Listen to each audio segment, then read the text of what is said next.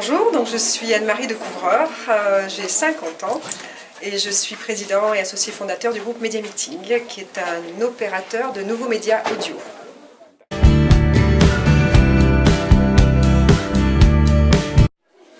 Oui, alors je suis le président du groupe, donc je m'occupe bien sûr de la conduite stratégique, du pilotage stratégique du groupe. Je m'occupe aussi beaucoup de faire de la régulation en aval, du management de la régulation, etc. Et puis je m'occupe aussi d'un certain nombre de nos grands clients à qui j'accorde beaucoup d'importance, avec lesquels j'ai beaucoup de plaisir à travailler. Donc à la fois la stratégie, à la fois la régulation managériale et à la fois les grands clients du groupe.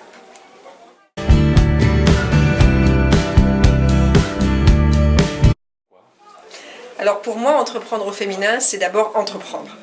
Il n'y a pas de différence dans mon esprit entre le masculin et le féminin dans l'entrepreneuriat. L'entrepreneuriat est une exigence très forte.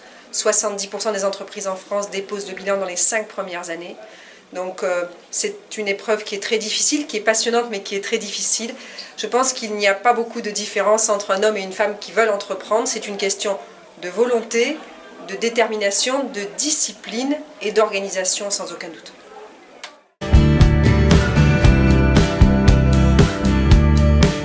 La communication interne en France et en Europe est en train de se réinventer complètement. C'est passionnant ce qui se passe.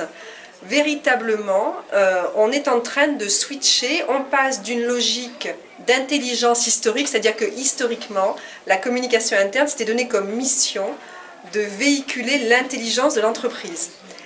Et ça reste, mais ça évolue vers quelque chose qui est tout à fait nouveau et passionnant, qui est qu'on passe de la notion d'intelligence à la notion de performance.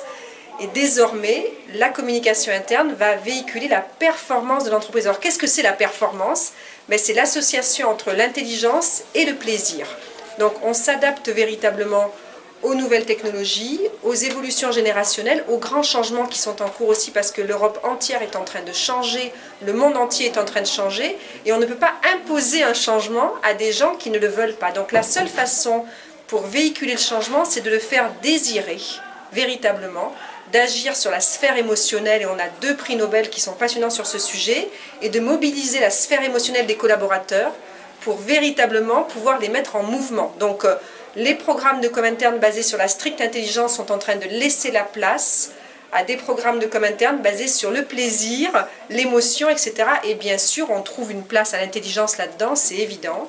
On a aussi une tendance qui est forte, c'est qu'on passe vers des médias de plus en plus audiovisuels et réseaux sociaux, bien sûr. Donc aujourd'hui, dans une entreprise, vous avez des médias qui sont interactifs, audiovisuels, plaisir, ludique, ce qui n'enlève rien du tout à l'intelligence naturellement. On a des cas, je pense notamment à Carglass Radio sur laquelle on travaille chez nous, où on a des taux d'écoute d'une radio en atelier qui sont de 95% des salariés qui écoutent chaque jour cette radio, avec une durée d'écoute de 7 heures par jour, ce qui est énorme. Une durée d'écoute moyenne en FM, c'est 2h20 par jour.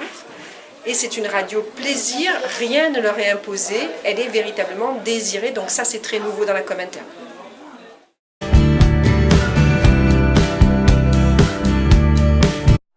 Si j'avais à donner un conseil aux étudiants, ce serait certainement de s'attacher à construire leur propre performance. Parce qu'aujourd'hui, la notion de création de valeur moyenne sur le web, ça n'existe plus. Ou la valeur est insuffisante et ça vaut 0. Où la valeur est très forte et ça vaut très cher. Et donc je crois qu'il est vraiment important pour chaque étudiant de prendre conscience de ça et de travailler à sa création de valeur personnelle pour véritablement un jour pouvoir donner envie à un employeur de le recruter, pouvoir séduire un employeur et pouvoir ensuite faire une jolie carrière. Il y a vraiment aujourd'hui un sujet sur la création de valeur de chaque individu. Il faut vraiment construire sa valeur propre.